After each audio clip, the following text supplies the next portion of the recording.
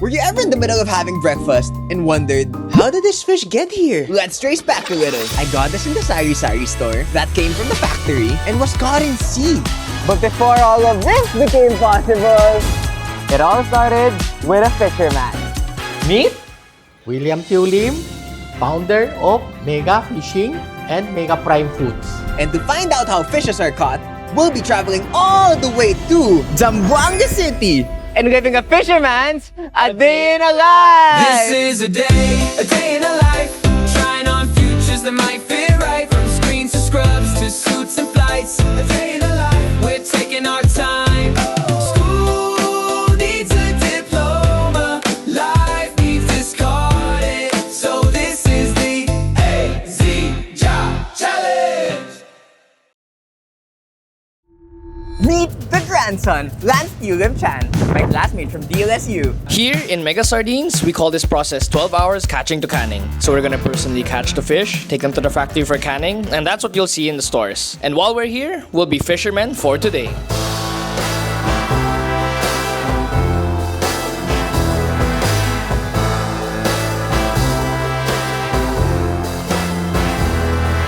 Episode 6, A Day in the Life of a Fisherman. Let's first understand how fishes are made. Mommy fish plus daddy fish equals Nemo. Nemo then caught by fisherman. Fisherman brings Nemo to the factory for you to eat. You? Why would you eat Nemo? But wait, who's that handsome fisherman? I'd love to know how his day goes. But before we meet him, we're gonna be traveling all the way from Metro Manila to Zamboanga City for you guys to personally see what it's like to be a fisherman. We're gonna put so much effort in this, so please, please, please subscribe! Please subscribe! Okay, now let's go to Zamboanga. This is like a side quest for like YouTubers, bro. Let go. Oh, it's hot. Oh, this is the first boat na we're gonna go into. Anong boat to, kuya? So what we're in right now is a carrier boat. We're gonna be here for 7 hours first. Load lang namin dito sa dock. And basically, yung goal ng vehicle na to is to transport us dun sa fishing grounds. Ano na mayayari lahat. Let's go! Ano po to, waiver? I-manifest lang para we know who's on board. How do you feel? Feels surreal, bro. It's like a fever dream come true. For context, this is Juno. He's like my best friend. We've been friends since high school. Tapos, what's funny is, he wasn't supposed to come. Na-meet niya si Lance last week. Tapos, nakwento ni Lance na meron kaming gagawin. Tapos biglang, chinata ko, sabi, sama ako, bro! He immediately booked the ticket. That's it. You're here right now. Gusto mo magpakilala, bro? Hi, I'm Gab. I'm a friend of Lance. I have it! What's up? Yes, sir! Hello! Welcome to Russco's Day in the Life vlog. I'm Russco's classmate. My name is Joaquin. Hi, I'm Kai. We're gonna go fishing in Zamboanga City! Anything to say, bro? The way you walk, the way you understand me. And with that, Our 8-hour boat ride begins. aye, Captain.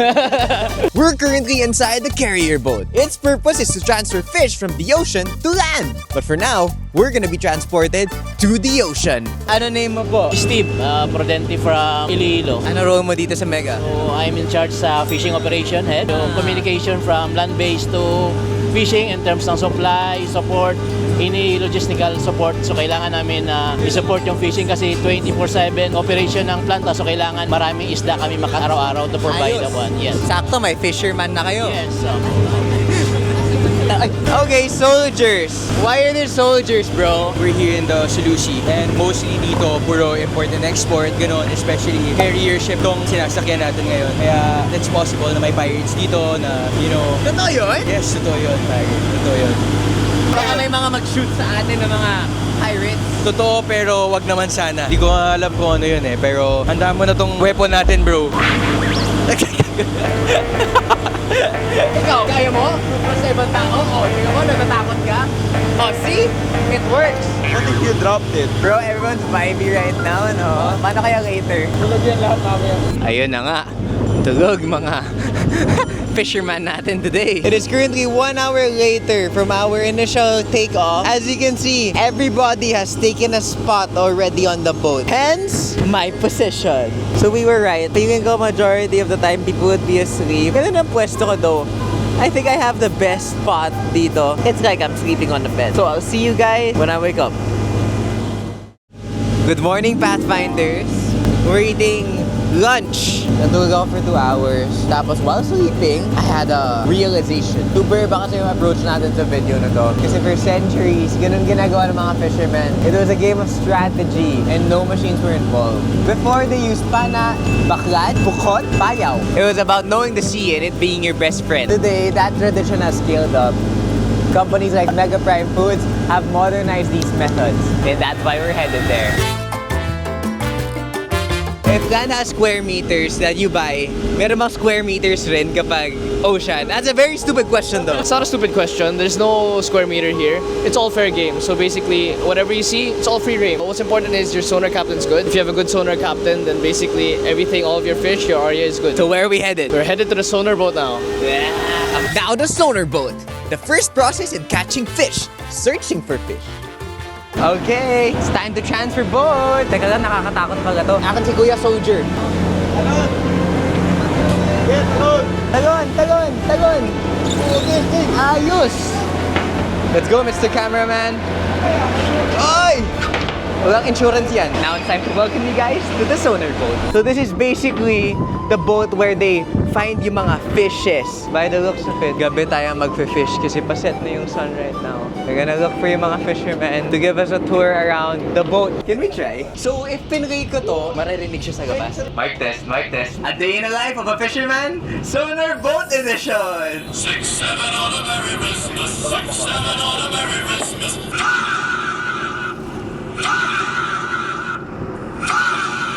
Welcome to the sonar boat, everyone! So Russco, this is Capriqui. Capriqui is one of our best sonar captains on board. This is Nonoy. We call him mailman. Nonoy, explain mo naman yung trabaho mo. Anong ginagawa mo? Naka-vlog to. As radio operator, ako kumukuha ng mga datas regarding catch, kung ilan yung catch sa gabi. Tapos sa umaga, mga problema ng tao, problema sa barko, tinutulungan natin. Tapos ikaw naman, Capriqui. As of now kasi, bali ako ang in-charge rito sa laot. So, pinagsisikapan namin na talagang makabuo kami ng magandang samahan. At saka yun naman talaga ang goal namin, lalo na dito sa laot, yung makahuli lagi ng maraming isda. Tour around the boat. What is this, the basement? This is the engine room. This is Kuya Renante. So he's the one in charge of making sure everything runs smoothly on this boat. So we have propulsion at all times. So here, we have a secret basement. Let's open it. Go check it out. Dito ba yung headquarters ng mga fishermen, LC, I presume? Yes, of course. So this is where they sleep. Cozy yan, kuya. Gusto ko yan. So here, coming up here, What is this? the pilot house. Ito yung sonar natin. Basically, this is the machine nga. So I told you it's like a heat map. So when you pull this lever down, that means The ship will explode. Oh, eh? I don't know what that does. Ano ba to? Reverse. Yeah. So this is the main viewing deck. Sarap. This is where we're gonna chill later. You can chill, relax, look at the views.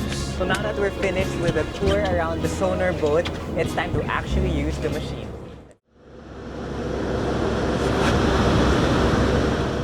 Do you think catching fish is better at night or in the morning, and why? Definitely at night, because there's no point to catch it in the morning because there's sunlight so bright, so they're all spread out. That's why if we do it at midnight, especially when there's no moonlight, it's all concentrated in one area because we have the light bulb. While waiting to transfer to the sonar boat, I decided to go in front of the ship. And that's where I met Kuya Alejandro. Hello po!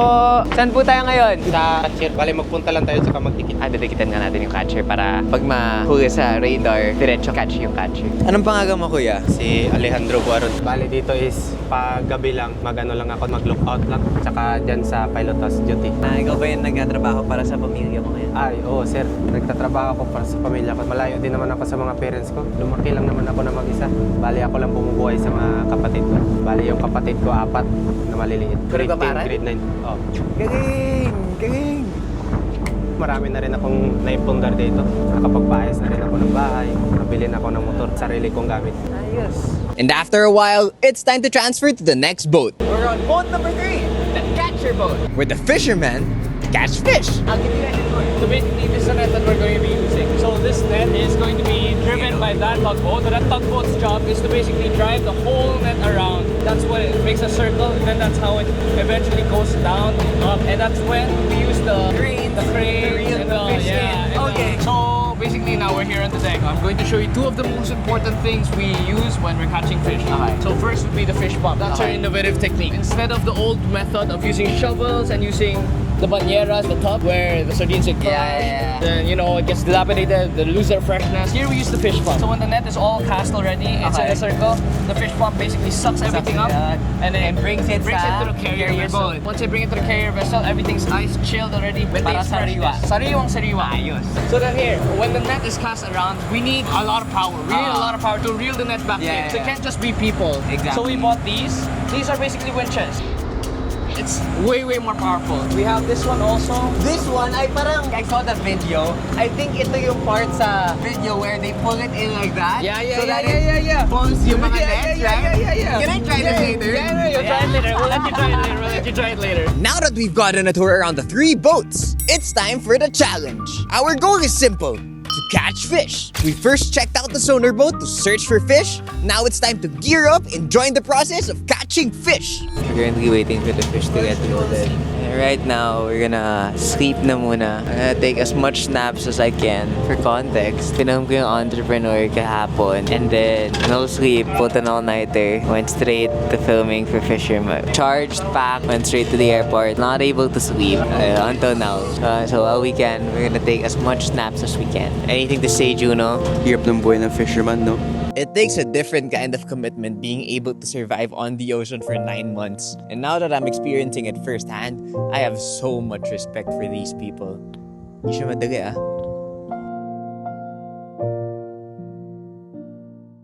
Good morning. Pababa. Yun na yung mga sardines. Kuya, mga ilan kaya siguro to? Mga ilang lata kaya to, kuya? Pagaban ba tong mga estang to? Intern ako ngayon. Ako yung fisherman today. Ayos, buhat na buhat saga kuya dito. Magambag nga kaya, kuya? Joke lang. Sabi ko, buhat na buhat kayo. Pero ako naman talaga yung ginagawa. And after searching and catching fish, it's time to load everything up to the carrier boat. Hello everyone, all the way from Zamboanga City. Yung next na nagagawin is itong vacuum na yan. Nagagawin na yan sa mga fish para dalhin yan sa boat na malaki later. So we're in the carrier boat, that's a sonar boat, that's a catcher boat. All of those boats work hand in hand to build a very efficient system para maka-produce ka agad ng mga sardines. Bro, is that a turtle? Yeah. They're gonna reach the turtle though, but it's okay kasi mission accomplished! Woo!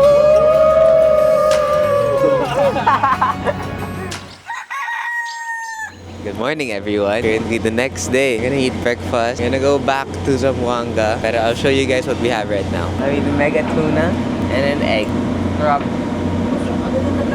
Okay, what do we have left? Oh, the Pathfinders! So last video kasi, I explained to you guys na I wanted a community shout out. Para kahit paano, if we're given a platform, we can also help the communities, yung mga fundraisers, yung mga charities, or yung mga organizations na non-profitable na kailangan ng tulong. And for today's community, we're gonna shout out Caritas Manila, an agency for poverty relief and education. And I Volunteer Philippines, a digital platform connecting Filipinos to meaningful volunteerism. May ano masasabi mo? Pagod, no? Tiis lang talaga para sa pamilya natin. Hirap pala maging fisherman. Oh, hirap sir. Hirap talaga. Yung mga fisherman, hanggang gabi halos walang tulog yan. Pansin ko nga, so umaga sila kuya nagpapahinga, tapos sa gabi doon kayo nagtatrabaho. On another note, I specifically asked Lance to give us a real-life experience of how a fisherman lives their day, and it was super humbling. Bigla na lang ako naging grateful even just for land. And what's really cool about this is the fishermen still enjoy what they do. They love what they're doing. And I respect what they do. Truly, iba yung sacrifice. And after spending a day and a half on the boat, it's time to touch some grass and head back to Zamboanga. Ingat kuya! Ingat! Sa ulitin! Ingat kayo, ingat! Thank you po! Salamat po!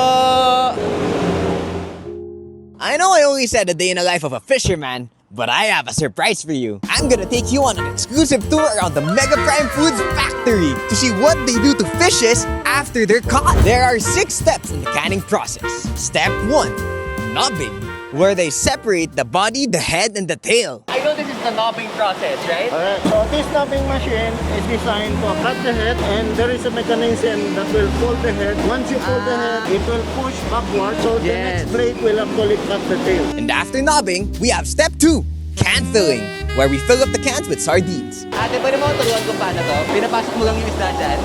8 siya. 1, 2, 3, 4, 6, 7, 8. Baka Wala na kung sino makakakuha nito. Good luck na lang sa kanya. And after that, it's stored for step 3, where we pre-cook it. So this area po is where it gets cooked. Ang steam na in-introduce natin is at 90 degrees centigrade. So very hot. Once we extract the oil and water, it goes to the decanter. The decanter is actually to turn the pans upside down so we can remove the oil and water from the pan. The oil is what we're collecting, or we can also sell the oil as a business. Yeah. We need it to taste good, so we're gonna do step 4, sauce filling. So we're already in the sauce filling and sealing. Okay.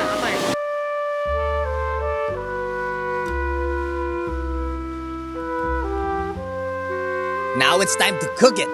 By step 5, retorting. This one naman is the retorting area. Basically, where they cook the fishes. As you can see, over 100 centigrade.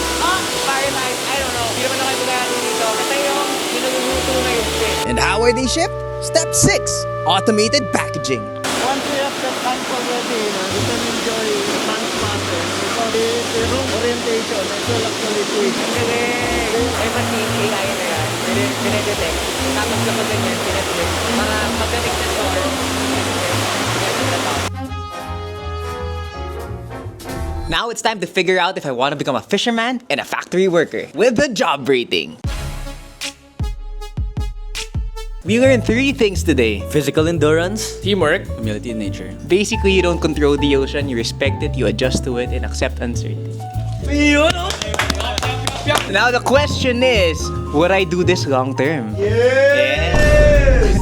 Lalagay natin siya sa ranking board. I think it goes number 2. We have a number 2, man. Number two. Just Number 2. Ah, hindi! Number 3. Number 3. It goes to number 3. Anything to say, Lance? Now it's time to meet my grandfather. It's time to meet the founder and owner of Mega Prime Foods, William Tew Lim. So the first question is, how did you decide on creating Mega Prime Foods? Actually, Mega Fishing is in the beginning just a commercial fishing company. And we are supplying to local canners for them to make sardines. And we came to realize that when they're buying sardines from us, it's always the second and third class.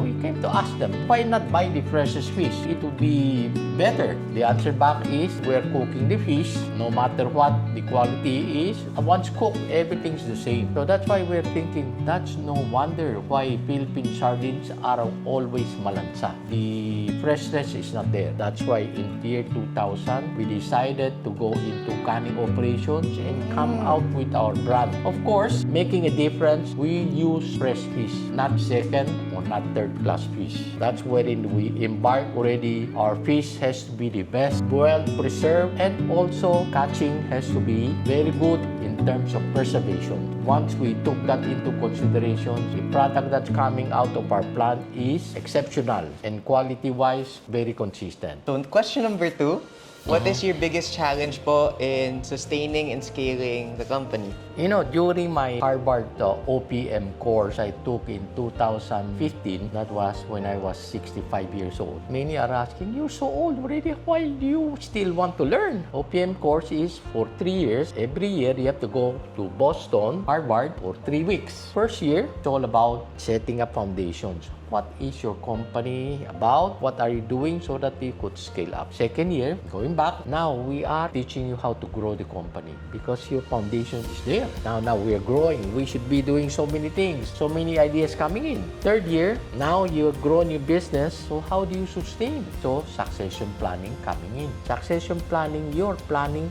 in the future. When you're died, all of a sudden, what happened? So you have to plan for that. By providing second, third generation, you have to bring them up so that at least they are in the positions to decide. I'm still very capable. A lot of people, why are you resigning? Why are you retiring? I gave up my position so that at least empowering them to make decisions. And while I'm still at the back, looking and maybe advising them. So that's why the challenge always, when do you give up? Okay, so question number 3 po. Ako, I'm very young. Would you have any tips for the younger generation that you would like to share? A lot of young generations, they coming in. Oh, I'm very good already, and so forth.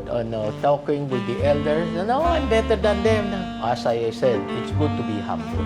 And when you're humble, older generations would like to give you advice, so you become more open. But when you're saying you're good, they have something to tell you. But you're good, okay, I would not like to open my idea to you. So you're alone. Better for you to be humble, and so that people will be approaching you, and with ideas, they would like to coach you, they would like to do things so that at least make you successful. And that respect to your older persons that has the wisdom. They would teach you more. So how about you, Russco? Do you think you would like to be a fisherman? Welcome back to Manila, Russco. How was your trip? Would you consider becoming a fisherman? Wow! That was a once-in-a-lifetime experience. Makwento ko lang after this trip, umiba yung perspective ko sa buhay. Bigla ako naging grateful. Even just the fact na I have land to step on, even the thought of walking on land became something that I became grateful for. Grabe! This profession taught me humility. Like as we were going around sa ocean, may mga nakita akong mga fishermen. Yung mga yun, maaga gumigising araw-araw para maghanap buhay. And most of them, ayun na yung kinakain. Crazy! That was an experience! Grabe! I can go on and on talking about it, but let's focus on main idea on why I'm talking to you. Is it for me? I think I'll stick on land first. And in the process, I'm gonna stay grounded.